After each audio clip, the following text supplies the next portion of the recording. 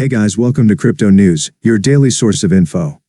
Before we start this video, let me remind you that I am not a financial advisor. Remember to always do your own research before investing in an asset. Now let's begin.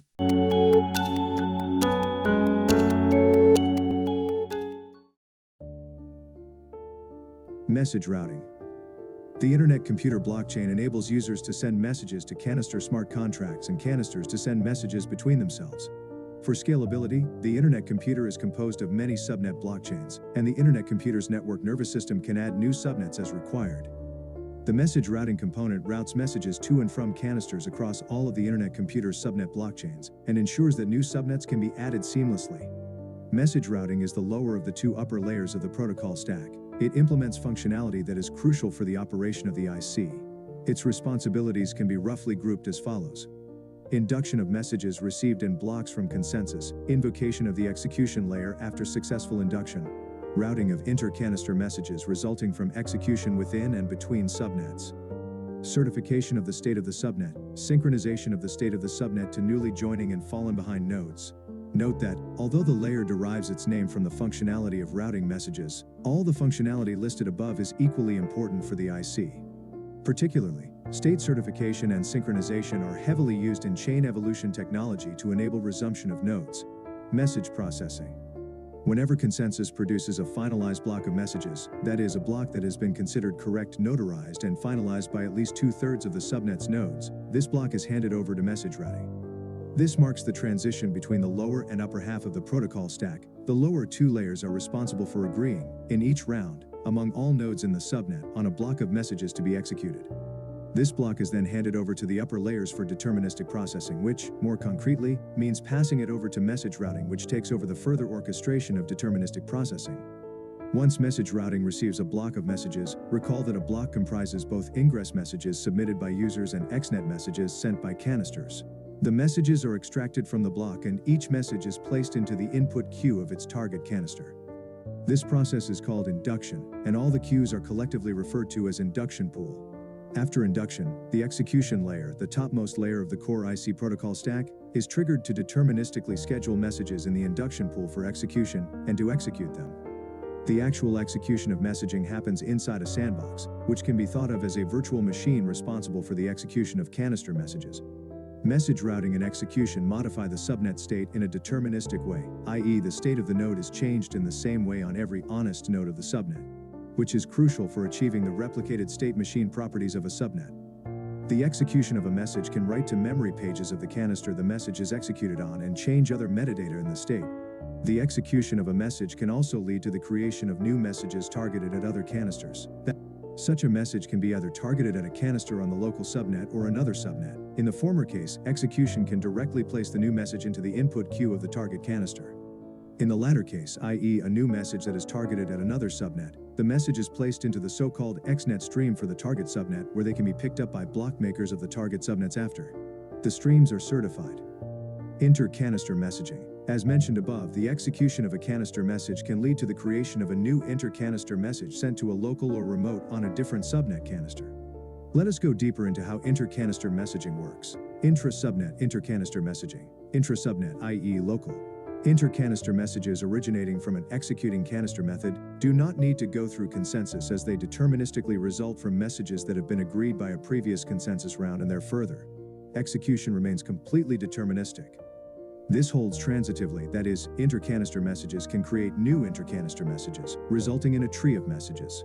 Local message invocations can be executed as long as the cycle's limit for the round has not yet been exhausted. If the cycle's limit is exhausted but there are still local messages left, they will be handled in the same way as intra-subnet messages. It is important to note that this local canister-to-canister messaging is not synchronous message invocation as one might be used to from EVM-based blockchains. Rather, local messages are put into the input queue of the target canister and are scheduled for execution asynchronously. This is the standard inter-canister messaging semantics known for the Internet Computer. Inter-subnet inter-canister messaging. Remote inter-canister messages, that is, messages sent to canisters on other subnets, are handled by routing them into the respective outgoing subnet stream for the target subnet. This routing happens at the end of the deterministic execution cycle, i.e. after execution hands back control to message routing. The XNet messages in the stream are certified signed using a Merkle tree-style data representation at the end of the round by the subnet using BLS threshold cryptography as part of the per-round state certification. That is, every message in the outgoing stream is certified by the originating subnet. Replicas on the receiving subnet obtain the XNet messages during block making part of consensus, validate the threshold signature, and include valid XNet messages in a consensus block. Thanks to using a Merkle tree-like data structure to encode and authenticate the XNet streams, parts of the streams can be consumed in a round by the receiving subnets and signatures can still be validated. State certification. The replicated state of a subnet comprises all the relevant information required for the operation of the subnet. Items certified per round. Responses to ingress messages, XNet messages to be sent to other subnets, canister metadata, module hashes, certified variables, items certified per checkpoint. The entire replicated state. Certification is always done using BLS threshold signatures computed collectively by the subnet, thus certifications are computed by the subnet as a whole, in a decentralized manner. The properties of the threshold signature guarantee that such a certification can only exist if the majority of the subnet agrees on the state.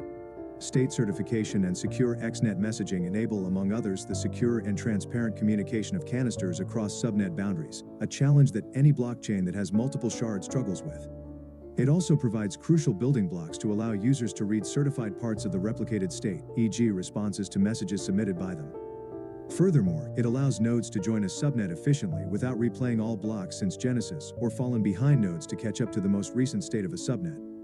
All of this makes message routing an integral layer of the core IC protocol, crucial for realizing some of the IC's unique and distinguishing features. Per round certification. At the end of a round, i.e. when all messages have been executed or the cycles limit for the round has been reached, to ensure rounds cannot take arbitrarily long, the message routing layer performs a certification of parts of the replicated state. A BLS threshold signature is computed to certify the part of the state tree containing responses to ingress messages, XNet messages to be sent to other subnets, and canister metadata, module hashes, certified variables. The responses to ingress messages are often referred to as ingress history.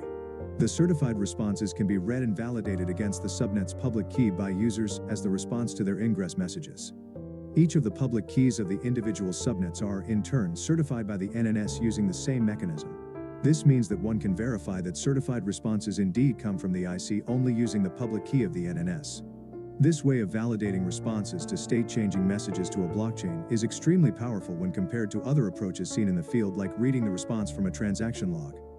The per-round state certification ensures that any item of data relevant for interactions of users and subnets and between different subnets on the internet computer is authenticated. This particularly enables secure and verifiable inter-subnet communication, a crucial feature of the internet computer, as well as an enabler of its scalability. Per checkpoint certification. WASM code changed through canister updates and written to dirty memory pages of canisters and some other metadata in the replicated state do not get certified in every round. Instead, they are only certified whenever a so-called checkpoint is created. A checkpoint is a copy of the replicated state that is persisted to disk. Such a checkpoint is written every multiple hundred rounds or around 10 minutes, and for each checkpoint the subnet also computes a certification. This allows newly joining and fallen behind nodes to join in without re-executing all blocks. The state certification is done incrementally by incorporating the changes since the last checkpoint certification into the so-called manifest of the previous checkpoint. The manifest can abstractly be viewed as a relatively flat Merkle tree, and the incremental computation can be achieved by updating the leaves that have changed and propagating changes up the tree. Finally, the root hash of the manifest is signed with a BLS threshold signature by the subnet, thereby certifying the entire contents of the manifest. The signed result is called a catch-up package, as it can be used by nodes to efficiently catch up to the point in time when the checkpoint was made. Note that a catch-up package also contains other things required to resume, which are omitted here for the sake of simplicity. The runtime of this certification operation is linear in the number of memory pages that have changed, and not the overall state size on the subnet. This is crucial as a subnet can hold terabytes of state in the future, and a full recertification of multiple terabytes of replicated state would not be practical at every checkpoint interval. State synchronization. The message routing layer implements another feature quite unique to the internet computer. As described above, on every checkpointing the entire subnet state is certified by the subnet through a BLS threshold signature on a Merkle tree-like structure, the manifest, and made available as part of a catch-up package. As the name already suggests, a catch-up package allows a node to catch up if it has fallen behind, e.g. because it was down for some time. In addition, it allows new nodes to join, e.g. if the subnet is to grow in size or a node needs to be replaced because of having been destroyed in a disaster. Such a node can download the latest catch-up package and validate its signature with a public subnet key. Once verified, the new node can download the state corresponding to the checkpoint. The downloading of the state requires the transfer of large amounts, gigabytes to terabytes of data from the nodes' peers. This is done efficiently and in parallel from all peers, by using a protocol that chunks the state and allows for different chunks to be downloaded from different peers.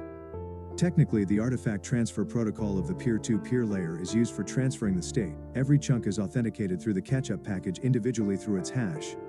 The tree-like structure of the manifest allows to verify each of these chunks individually relative to the root hash in the catch-up package. The chunking protocol is not dissimilar to the approach that BitTorrent uses for downloading large files from many peers. If a node is not newly added, but only had a downtime and needs to catch up, it may still have an older checkpoint. In this case, only the chunks different to the local checkpoint need to be downloaded, which can significantly reduce the to-be-transferred data volume. Efficiently computing the diff between a new state that is to be fetched and the locally available state can again make use of the Merkle tree-like structure of the manifests. That is, one can diff the manifest to find out the chunks of the state that differ. Once the full state corresponding to the checkpoint has been authentically downloaded, the node catches up to the current block height by processing all the blocks that have been generated in the subnet since the checkpoint and replaying them, i.e., executing them as it would during normal node operation, to successively make state transitions of its local state to finally reach the most recent one of the subnet. Note that without state synchronization, it might practically not be possible for nodes to rejoin in a busy subnet. They would need to replay all blocks from the very first block ever created on the subnet, as it is done in other blockchains. Thanks to the state sync protocol allowing to download recent checkpoints, only few blocks need to be replayed as opposed to replaying every block from the start of the blockchain. The reason why this is important is that the IC is intended to replace public cloud, i.e. to have a high throughput of operations per time unit, much like real-world cloud servers running their applications. Consider a subnet that has been running for multiple years with high CPU utilization. This would make it infeasible for a newly joining node to catch up with the subnet when trying to replay all blocks starting with the genesis block of the subnet, as it would have to redo multiple CPU years worth of computation. Thus, state synchronization is a necessary feature for a blockchain that wants to operate successfully under real-world conditions where nodes do fail and need replacement. Go even deeper. Check out the wiki page describing the message routing layer in more detail. Thank you for watching. Make sure to subscribe, like, and share for more videos.